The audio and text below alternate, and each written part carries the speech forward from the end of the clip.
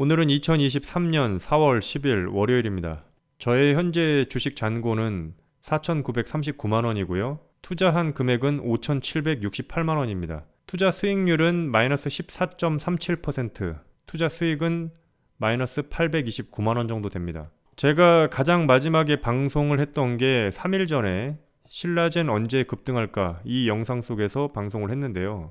그때 당시에 저의 주식 잔고가 5,530 정도 됐어요. 그러니까 투자한 금액이 5,530 정도 됐다는 거죠. 근데 저는 그때 이후로 지난주 금요일에도 매수를 하고 오늘도 매수를 해가지고 5,768만 원의 잔고를 갖고 있습니다. 물론 평가 손실이 있기 때문에 4,939만 원이 현재 잔고지만 투자한 금액은 5,768만 원이라는 거죠. 첫 번째 계좌, 두 번째 계좌 단 한 주도 팔지 않고 그대로 갖고 있습니다. 두 번째도 마찬가지고요. 여기 보시면 주식 매매 체결 내역이 나오죠. 4월 7일 날 5,690원에 175주. 그 다음에 오늘도 5,604원에 230주를 매수했습니다. 오늘 분차트를 보시면 장 초반부터 약세를 보였습니다. 그래가지고 5,560원까지 떨어졌는데 이 부근에서 매수를 한 것 같아요. 여기 올라오는 이 부근에서 제가 5,604원 여기쯤 되겠네요.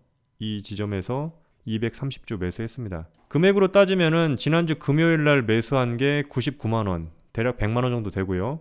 오늘 매수한 거는 128만 원 정도. 그래서 금요일하고 오늘 해서 228만 원 정도, 그 정도 되는 금액을 매수했다고 말씀드립니다. 오늘 신라젠을 이야기하면서 에코프로를 이야기를 안 할 수가 없을 겁니다. 저는 예전부터 에코프로가 고점에 있다.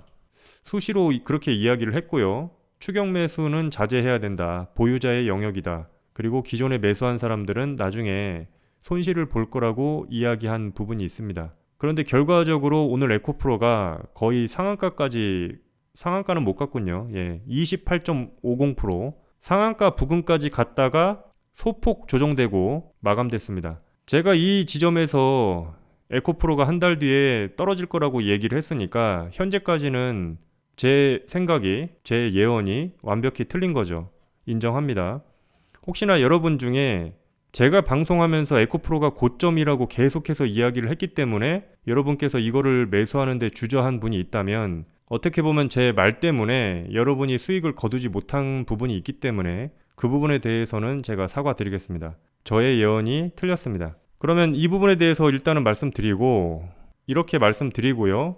신라젠에 대해서 이야기를 해보겠습니다. 오늘 에코프로가 강하게 가면서 블랙홀처럼 다른 주식에 있는 모든 돈을 빨아들였습니다.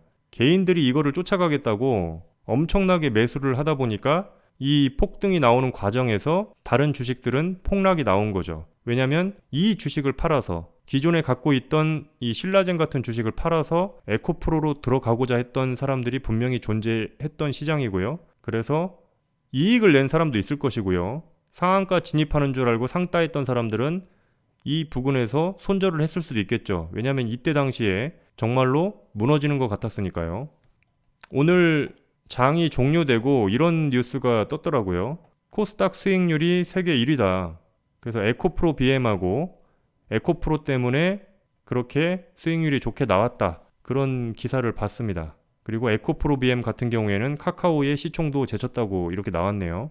그래서 올해 초부터 출발한 코스닥이 연초 대비 29.56%, 900포인트를 목전에 두고 있다. 이거는 다른 나라 국가보다도 훨씬 더 상승률이 높다는 거죠. 상승세를 이끈 거는 주도주죠, 주도주. 2차전지 관련주, 그 중에서 에코프로 관련된 주식들입니다. 에코프로 BM은 213% 폭등, 에코프로는 556% 폭등.